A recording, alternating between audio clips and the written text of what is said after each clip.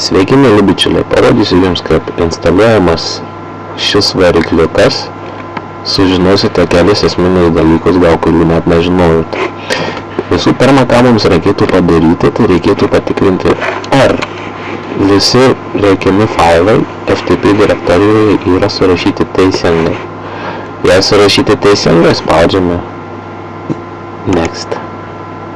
Taip, turime licenzijų sutartį. Pažymime vardiklę ir spaudžiame toliau. Taipogi, šioje vietoje galite matyti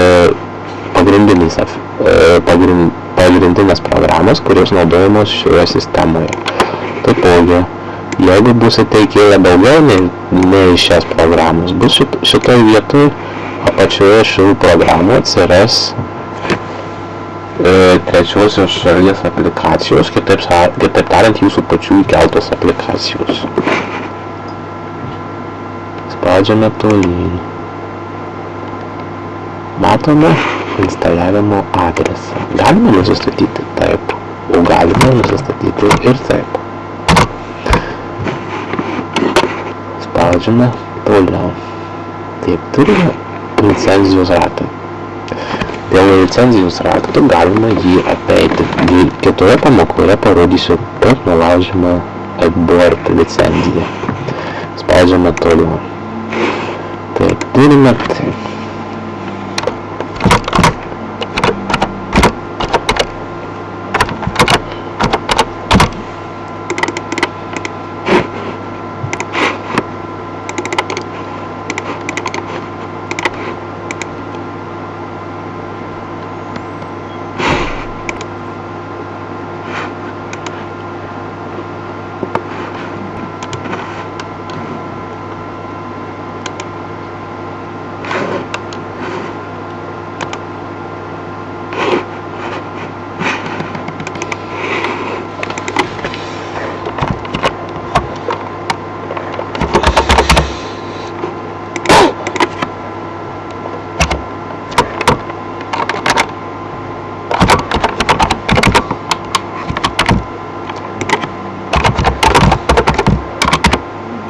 Toliau suvedame administraciniais paneliais duomenis. Pereikime prie elektroninių pašto. Galime naudoti ir pačio tinklalapio e-pašto adresą, tarkim, aš panaudosiu vieną iš jų. Spaudžiame tolyn. Taip, jeigu viską atlikote teisingai ir viskas gerai, spaudžiame pradėti instaliavimą.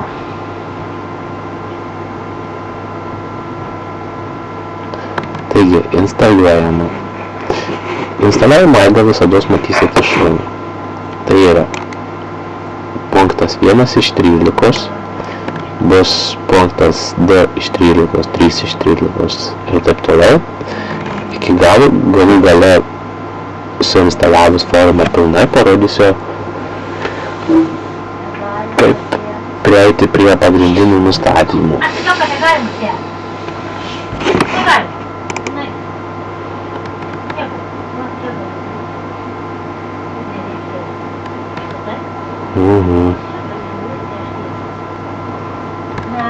Laukiam, 6 iš 13.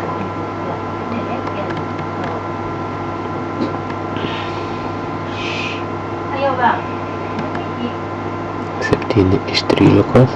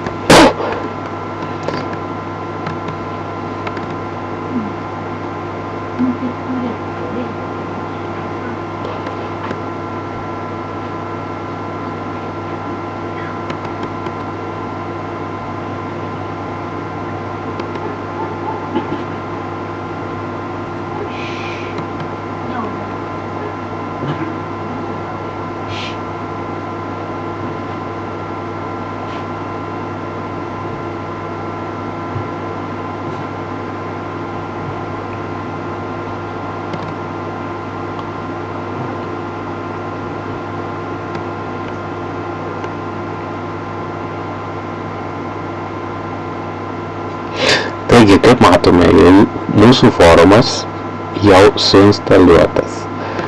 Pereikime prie pagrindinių nustatymų. Norėdami prisijungti tiesiogiai prie admin valdymo, užtenka paspausti šį mygtuką.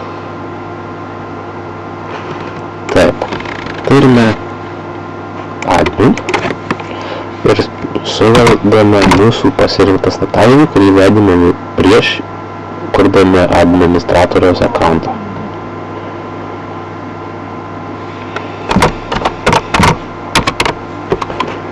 Prisijungiame.